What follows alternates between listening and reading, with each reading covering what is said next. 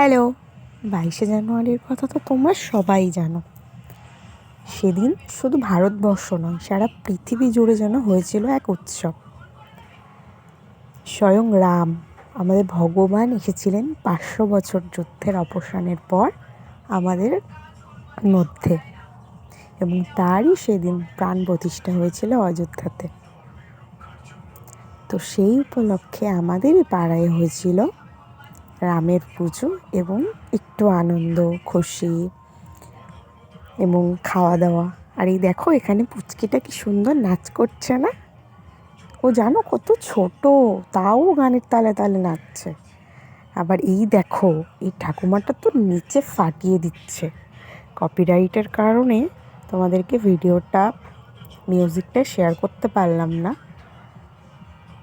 তো আমরা তো ভীষণ এনজয় করেছিলাম।